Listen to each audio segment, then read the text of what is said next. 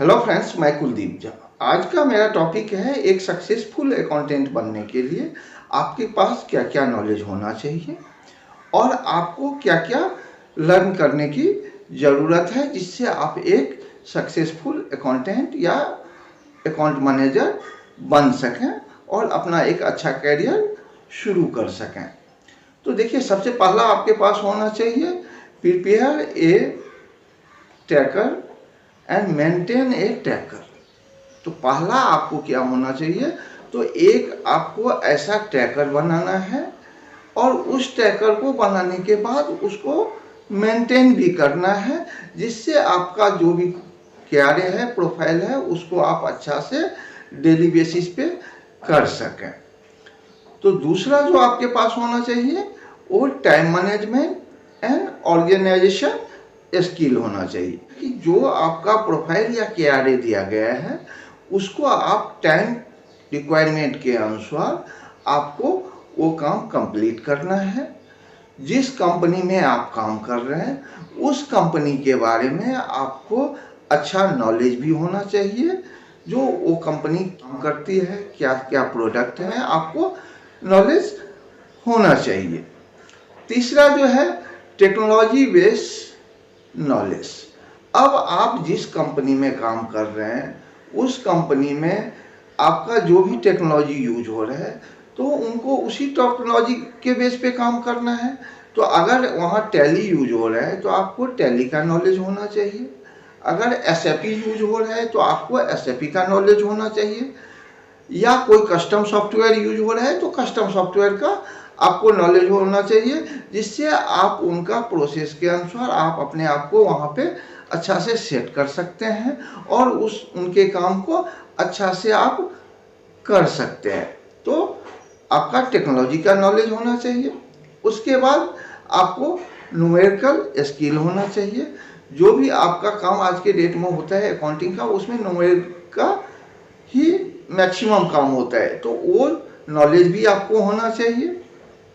उसके बाद communication skill होना चाहिए है कि आप किसी प्रोसेस का मैनेजर हैं तो आपको जो है ऐसा आपके पास कम्युनिकेशन स्किल होना चाहिए जो कोई अगर हिंदी में बोल रहा है तो हिंदी में भी आप समझ जाएं और उनको समझाएं। अगर कोई इंग्लिश में समझ रहा है तो इंग्लिश में समझाएं और समझें। उसके बाद अगर कोई लोकल लैंग्वेज में है तो लोकल नॉलेज का आपको नॉलेज होना चाहिए।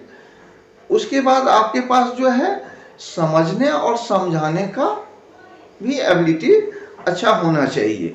ये नहीं कि आप केवल खुद समझा रहे हैं लेकिन आप समझने की कोशिश, सुनने की कोशिश नहीं कर रहे हैं। तो आप जिस भी प्रोसेस में काम कर रहे हैं तो आपका जो भी टीम मेंबर होगा तो वो क्या कहना चाह रहे हैं उसको आपको समझने की आपकी एबिलिटी होना चाहिए और उसके बाद उनको समझाने की भी एबिलिटी होना चाहिए। फिर कंप्लीट नॉलेज अबाउट प्रोसेस। आप जिस भी कंपनी में जो भी प्रोफाइल में आपने ज्वाइन किया है उस प्रोफाइल का, उस प्रोसेस का आपको कंप्लीट नॉलेज होना चाहिए। तभी जाके आप अच्छा से उस प्रोफाइल को मेंटेन और कंप्लीट कर पाएंगे डेली बेसिस पे, जिससे कंपनी, आपका मैनेजर, आपका एचओडी आपसे हैप्पी रहेंगे और फिर आपको नया नया काम मिलेगा, आपको नया नया टीम मिलेंगे जिससे आप अपना करियर अच्छा से आगे बढ़ा सकते हैं। उसके बाद जो है आपके पास एक डेली बेस पे जो है ऐसा रिपोर्ट बनाना चाहिए जिस भी प्रोसेस में आप काम कर रहे हैं उस प्रोसेस से रिलेटेड एक ऐसा रिपोर्ट आप डेली बेस पे अपने कंपनी लेवल पे आप फ्लैश कीजिए, मैनेजमेंट लेवल पे कीजिए या एचओडी लेवल पे कीजिए या टीम लेवल पे कीजिए।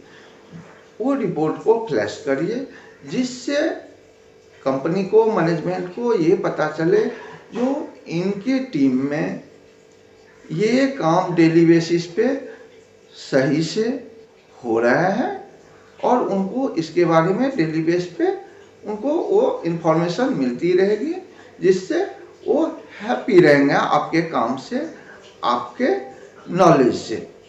तो इस तरह से अगर आप काम करते हैं तो आप सक्सेसफुल जरूर होंगे। तो आज का मेरा वीडियो अब हम यहीं पे ख़त्म करते हैं, फिर मिलते हैं नया वीडियो में नया टॉपिक के साथ में। Thank you.